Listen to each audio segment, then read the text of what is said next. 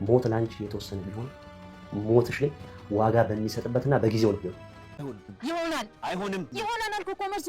ቆይ አንተ ምን አይነት አስተሳሰብ ነው ስታስበው? አንተ አንድ ሰው ፈልገህ ስላገኘለት የቪላ ቤት ሽያጭ የሚያክል ኮሚሽን የሚሰጥ ይመስላል? ሴትዮ እከፍላለሁ እኮ ብሎኛል። እና አናትና ለሁለት ይከፍልልሃል። ይሄን እኔ በ10 ጣት ይፈርምልሃል። ዝና ብትደውልለት እኔ ደግሞ እነ ሞገስን ደውዬ ቦታ ቀይሮላቸዋለሁ። ስለዚህ ዝና ደግሞ እዛ ሲደርስ አያገኛቸው ማለት ነው። ያኔ አንተ ምን እንደሚያደርግህ ታያለህ። ዳጣ እንደዚህ አትበይ። አንድ ቀን ወድቀህ ራስ እንደምታገኘው ሳልሞት ልንገርህ። ከሞት በኋላ ፍርድ እንዳለ ዛሬ የሰራኸው ነገ እንደሚጠብቅ ልነግርህ እፈልጋለሁ። ልቄ ነው ልቄ ልክስክስ ትልቅ አይደለ? ዝና እንኳን ይህን ያክል ጊዜ እዚህ ቤት ውስጥ ዘግቶ ሲያስቀምጠኝ ነገር አላደረገኝም። እኔ ግን ምንም አለማድረግ አልችልም። ለዝና ልነግረው እንዳትጠገኝ። ለድብድብ ለመራገጥና ሰላምን ለማደፍረስ ብቻ የተፈጠረው ዝና ዛሬ ላይ ባላሰበው መንገድ በሶስት በኩል ዛሬ ላይ ይፋለማል። መጀመሪያ የሚፋለመው በትህትና በሶስቱም በኩል የመጣበት ጦርነት የሚፋለመው በትህትና ብቻ የተነሳ ነው። ታዲያ በትህትና የሚፋለመው የመጀመሪያ የሚፋለመው መድብል ይህች ልጅ ከዛ ቦታ ማውጣት ይኖርብናል፣ ይህች ልጅ ለሰብአዊነት ስንል ይላል። ብሩክ በሌላ በኩል ደግሞ ይህች ልጅ አደራ ብላኛለች ስትወጣ ይህች ልጅ ታሳዝናለች፣ አብረን በነበርንበት ጊዜ አይቻታለሁ፣ እሺ ብንረዳት እንስማማለሁ፣ እንርዳ ብዬ እስማማለሁ፣ ግን ደግሞ አጸፋው ቀላል እንደማይሆን አውቃለሁ። ቢሆንም ግን ደግሞ መድብል ቀላል እንደማይሆን አውቃለሁ።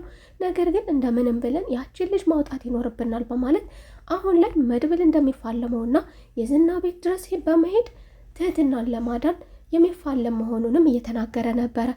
ታዲያ ዝና ደግሞ በሌላ በኩል ትህትናን ከማሰቃየቱ ብዛት የተነሳ እንደሚገላትና መሞቻዋ የተቃረበ መሆኑን እየተናገረ ታዲያ አሁን ላይ ወይ አይገላት ወይ አይቀብራት ወይ አይገላግላት ወይ አያባረራት፣ ነገሩን በሙሉ ገደል በገደል የተደረገባት ትህትና ነገሮቹ በሙሉ ከአቅም በላይ ሲሆኑባት ራሷንም ለማጥፋትም ተገዳ ነበረ። ታዲያ ይህንን የተመለከተው ዝና ደግሞ ራስሽን ማጥፋት በፍጹም አልፈቅድልሽም ይላል።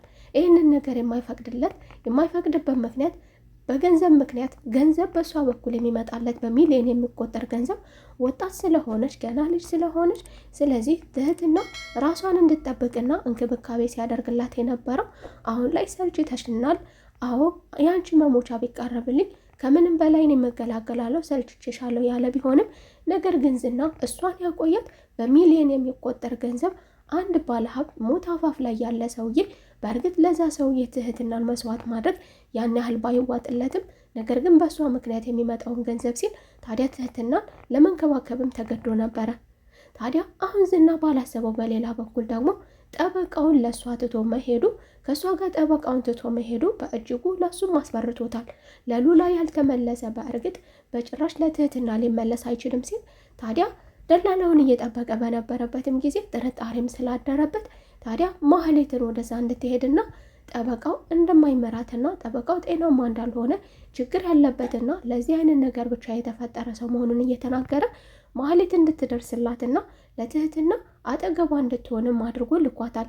ይህ እንግዲህ ይህ ማለት ዝና በሌላ በኩል ይህም ሰውዬ እንደሚፋለመው ይህ ሰውዬ ከሱ ጋር ለመስራት የተስማማ ቢሆንም ነገር ግን እምነቱን ያጣበት ምክንያት ደግሞ ለሉላ ሲናገር የታሰረበትና እስር ቤት የገባበት ጉዳይ በምን ጉዳይ እንደተከሰሰ ስለሚያውቅና እንዲሁም ፊት ለፊቱ ላይ የተናገራቸው በነበረው ቃላቶች ስለዚህ ይህ ሰው ምን አይነት ሰው እንደሆነ በሚገባ ያውቃል። ዳጣ ለሞገስ በመደወል የተፈጠረውን ነገር ከደላሎች ጋር እያፈላለገ መሆኑንና በአካባቢያቸው እንደደረሰ እንዲሁም ደግሞ ቁጥሩን ያወቀው ባይሆንም ነገር ግን እነ ሞገስን ያሉበትን አካባቢ ዝና እንዳጣራና ጥግ ድረስ እንደደረሰ ቢሆንም ግን አሁን ላይ የሚያሰጋ ነገር የለም። እኔ ተመልሼዋለሁ፣ ደላላውን በሚገባ አናግሬ እንዲሁም ደግሞ ሌሎች ደላላ ማንም አያውቀውም በማለት የተፈጠረው ነገር ያለፈ ነገር ነው ያለች ቢሆንም ነገር ግን ደግሞ በሌላ በኩል ደላላውንም ከዚህ ነገር ውስጥ እጁን ጥልቅ እንዳያደርግ በሚሊዮን የሚቆጠር ገንዘብ እንዲሁ አፍሰህ የማዘልቀው ገንዘብ ይከፈልሃል የሚለውን አጓጉል የሆነ ገደል የሚሰድ ተራ ወሬ እንዳያምን ወደ ራሱ እንዲመለስና ነገ ጧት የማይወጣው ጣጣ ውስጥ ገብቶ ማንም ሊያድነው እንደማይችልም እየተናገረች ዳጣ ራሱን እንዲጠብቅ ራሱን ከዚህ ነገር እንዲያወጣ ነግራ አሳምናው ነበረ። ነገር ግን ደላላው ባላሰበው መንገድ በሌላ መንገድ እንግዲህ በማህሌት በኩል ሊበላ ችሏል። ማህሌት እያዛገችና የሚውልበትንና ደላላው የሚቀመጥበትን ቦታም ስላወቀች በሚገባ ስላወቀችው እሱም በሀሳቧ ስላልተስማማና ስለ ዝና ማንነት በሚገባ ስላወቀ ታዲያ ስልኩን አድራሻውን ስልኩን ዘግቶ መጥፋቱ ሲም ካርዱን በመስበሩ ምክንያት ታዲያ ይህንን ነገር ባለመስማማቱ ማህሌት እጁን እየጎተተችና እየመረች ዝና ያለበትን ቦታ ዝናን በአካል ሊያውቁ ስለማይችል እንግዲህ ማህሌት እሷ አራዳ ሆና ላላውን አስበልተዋለች። ብሩክ ወደ ዝና ቤት መሄዱ ለሱ ቀላል አይደለም። ምሽትን ተገና አድርገን ወይስ ደግሞ ቀንን ተገና አድርገን በማለት ለመድብል ሲጠይቀው ታዲያ መድብልም ደግሞ አንድ ሰራተኛ ወደሚሰራበት አካባቢ ሲሄድ በቀን እንጂ እንዲህ ብሎ በምሽት የማይሆን ነገር ትላለ በማለት ለብሩክ እንግዲህ እንዲዘጋጅና በጠራራ ፀሐይ በቀን ሄደው ሰራተኛ መስለው አንድ ነገር አስተካክለው የሚወጡ መስለው ወደ ውስጥ ገብተው ትህትናን ይዘው እንደሚወጡ እነሱ በእርቀት በኩል ሆነው መኪና እንዲያዘጋጁለትም አድርጓል። በሌላ በኩል ደግሞ የማይታመነው ለፍስፍስ የሆነው ጠበቃ ደግሞ አሁንም ዝና የጠረጠረው ነገር ዝና ያፈራው ነገር ሆኗል። ትህትና ዝና ይገልሃል እያደረግ ያለው ነገር ትክክል አይደለም፣ ከአጠገቤ ራቅ፣ ዘወር በልልኝ እያለችው እንግዲህ እሱ ድምፅህን ወድጄልሃለሁ ስላለችው ብቻ እንዲሁም ደግሞ እኔ ብረዳሽና ከዚህ ባስወጣሽ ትወጅኛለሽ፣ ከኔ ጋር ትሆኛለሽ፣ ታገቢኛለሽ የሚል ጥያቄ ያቀረበላት ሲሆን ትህትና ከዛ ቦታ ብቻ ለመውጣት ይርዳት እንጂ ምንም ችግር እንደሌለባት ትህትና ካለችበት ቦታ አንጻር የተነሳ ምንም ይሆን ማንም ይሆን ይርዳት ከዚህ ከወጣች እንደምትስማማም ጠበቃውም በደካማ ጎና በመግባት ይህች ልጅ ትስማማለች ከኔ ጋር በማለት ነገር ግን ይዞ ከመውጣቱ በፊት እዛው ፈተናውን ቀጥሏል። ጠበቃው እንግዲህ የማይወጣ አጣብቂኝና ከባድ ፈተና ውስጥ ገብቷል።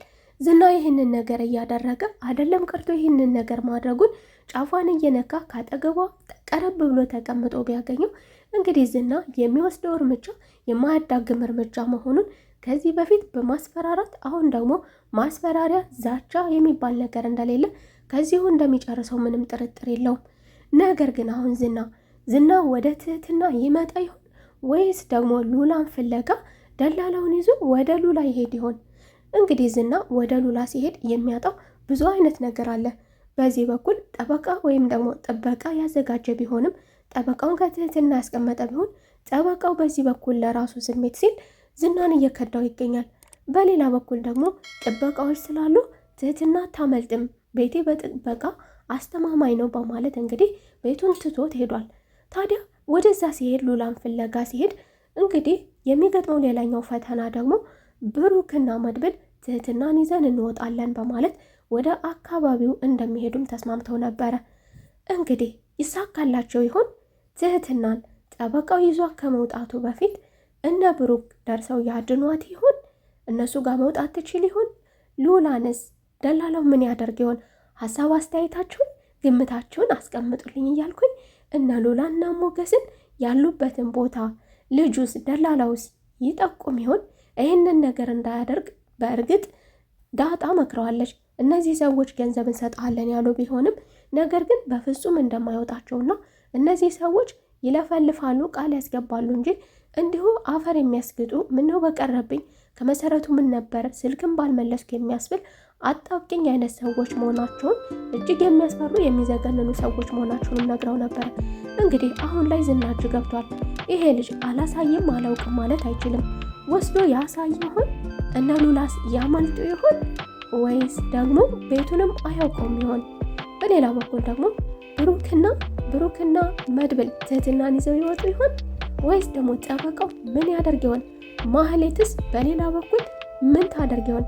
እስኪ ሁላችሁም ሀሳብ፣ አስተያየት፣ ግምታችሁን ኮሜንት ስር አሳውቁኝ እያልኩኝ የዛሬው ክፍል ይሄንን ይመስል ነበረ። በቀጣይ ክፍል ተመልሰን እስከምንገናኝ መልካም ቆይታ። ቻናሉን አዲስ ከሆናችሁ የደወል ምልክቷን በመጫን ቤተሰብ የሆኑ እንዲሁም ቪዲዮን ላይክ ማድረግ አትርሱ እያልኩኝ ተመልሰን እስከምንገናኝ በቀጣይ ቪዲዮ ተመልሰን እስከምንገናኝ መልካም ቆይታ።